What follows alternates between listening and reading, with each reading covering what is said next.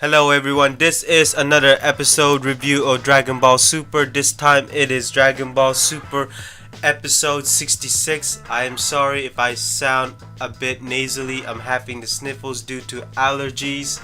So again, apologize for that. But finally, Dragon Ball Super 66 is here.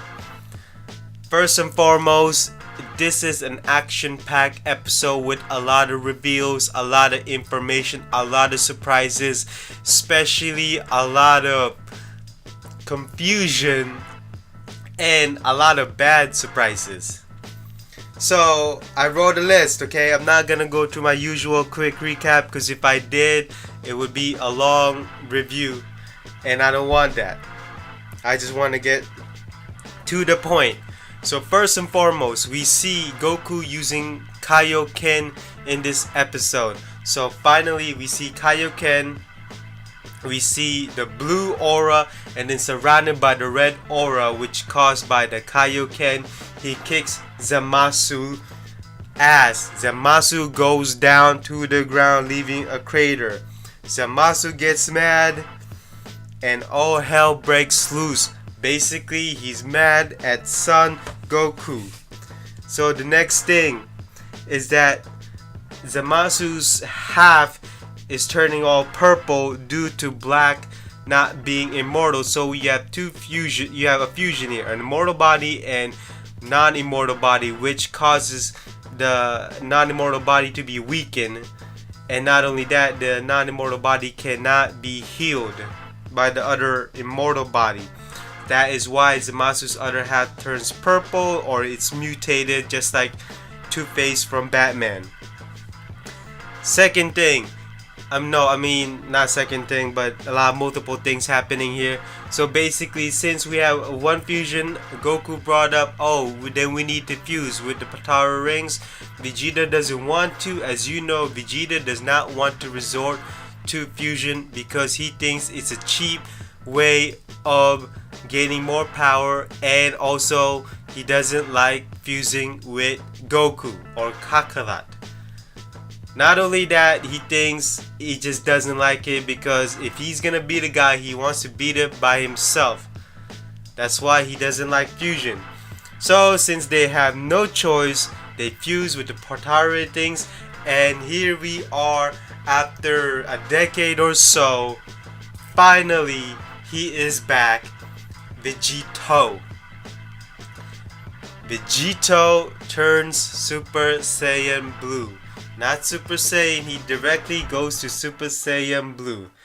And this is the best scene of the episode, I think, is Zamasu versus Vegito, action-packed choreography. You try to slow it down, but you just cannot slow it down. You just keep on watching it and you're just amazed by the action scene because it's almost like they're not even thinking when these two are fighting. They're just letting their body fight. It's a brawl. One punches, two punches. It's an all-out brawl basically. It's almost even, and we actually see Vegito using Final Kamehameha. Basically combination of Final Flash and Kamehameha. It is something from a video game, but this is a new attack. It's official. That move is now official due to Dragon Ball Super. And in the meantime, while that's happening, Kaio Universe 7 saying, hey, wait a minute, Zamasu's body is falling apart. Gawasu is basically analyzing Zamasu. He's explaining to Kaioken that the other half, which is non-immortal, is basically the emotions that Zamasu had. He cannot believe why gods contradict themselves in terms of how to treat the mortals, as to why they're letting the mortals live, why there's a contradictory, why mortals disrespect gods, why gods disrespect mortals, and so and so. It's all that rage within him. And so all that explanation makes sense. I get it. As you know, if you're a god and you see mortals, sometimes they need help, sometimes they're in trouble, but they need to develop it themselves. In other words, they need to solve it by themselves. Then in that same scene, basically we see Bulma fixing the time machine, Mai giving Trunks' broken sword, and then Trunks thinks about it, and then he suddenly raised up his sword up in the air, and he puts an energy beam on his sword to make his sword complete again. Not fix it, but basically turning it into an energy sword, just like how Black Goku has with his pink energy, with his beam sword. I don't know where he get that skills. That's one of the best surprises I got. Is like, where did Trunks get these skills? Where did he find that? So I'm gonna explain on another video here. I'm gonna explain another video later on, okay? Because this is one of the few bad surprises that I thought, because it was just out of nowhere. Maybe they'll explain it. I don't know. The next thing is that while Vegito's beating the crap out of Zamasu, the fusion suddenly stops. It's not even an hour yet. Vegeta and Goku splits, and then they get punched to the ground by Zamasu. And here's the thing, Gowasu said that they did not have enough energy to sustain the fusion. I'm like, what? I mean, I get it, but I wasn't aware of that. Maybe I'm wrong here. But alright, fine. I get it. You know, I don't need a further explanation. If you need enough energy to maintain the fusion, I get it. So that's not a problem with me, but it just surprised me.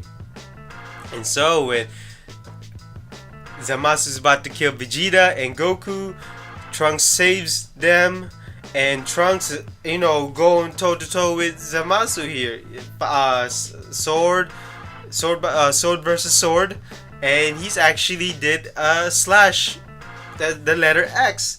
But again, Zamasu gets mad, he heals back, and then boom, punches Trunks. He's down to the ground, and then Zamasu quickly attacks him. He's about to slash, but again, Trunks blocks it with his sword, and Trunks is thinking, you know what, I'm not gonna give up. I may have my weaknesses, I may have my regrets, but I'm not giving up. And then this is where the bad surprises come.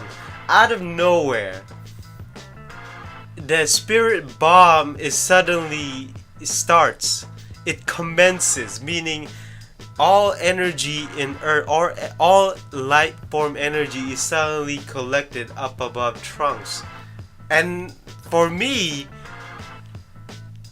for you to start the spirit bomb, you have to do the pose, just like on an X pose, when you raise up your hands, and that's how you call upon it. And so that's interesting, because I have never seen a spirit bomb summon like that, because only Goku is the only one. Well, actually, other than Kaio, Ms. King Kai, but other than that, he is the only character that can do the spirit bomb, and so that's surprising. I don't know where you get that.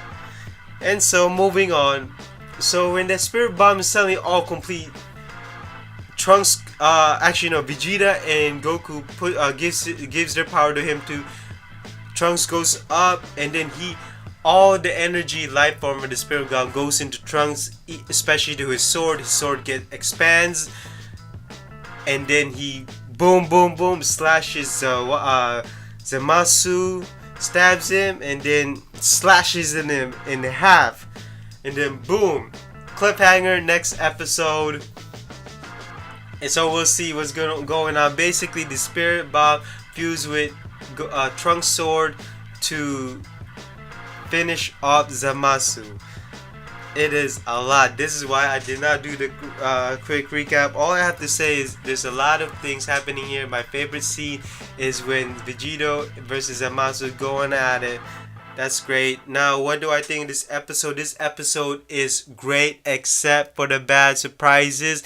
It doesn't ruin it. It doesn't ruin the episode, but I just think it kind of just out of nowhere. It's almost like they rushed the episode. I think this episode could have been done in 2 episodes. They didn't have to rush it. The thing is, I'm glad that Trunks finished off Zamasu. I will put a link down below and on this episode as to why I believe that Trunks must finish Zamasu, and looks like he did. Check out that video, okay? Now, if you want to rate this episode, you can rate it 2 thumbs up, 5 stars, or whatever. I mean, I'm not gonna rate it. All I have to say, it's one of those episodes where you can rewatch it over and over again. Maybe somebody can explain the bad surprises down in the comments below. Let me know. But this episode is great. Finally, we get to see Vegito. That's great too. We finally also get to see Trunks finish off Zamasu. That's great. That's how it should be, because that's his world and time. And so that concludes my episode review of Dragon Ball Super episode 66. Let me know what you think down below in the comment section. I do read them. And so I will see you in the next episode review. And again, I will make a video of explaining why there's such bad surprises, and I think this episode should have been longer. I will see you in the next one. Bye bye.